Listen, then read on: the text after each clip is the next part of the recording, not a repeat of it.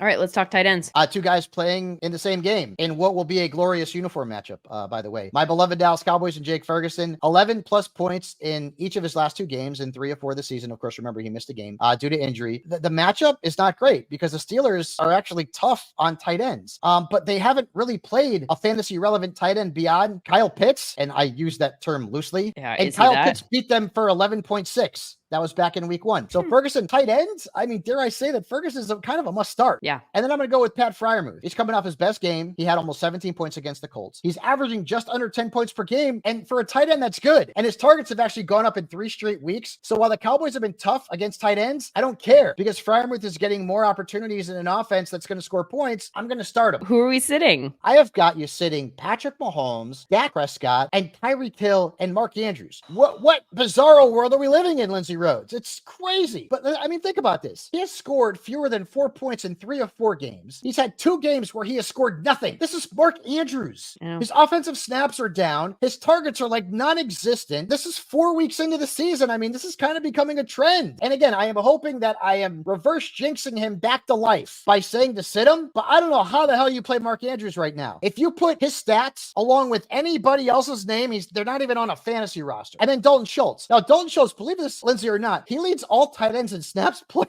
but he's not getting any targets. He's 17th in targets among tight ends. He's averaging fewer than 5 points per game, and the Bills have allowed just 1 tight end to beat them for more than 8 points in their first 4 games. So this is like one of those situations where, like, even though he's on the field and he's running routes, the targets aren't there. I'm not playing him.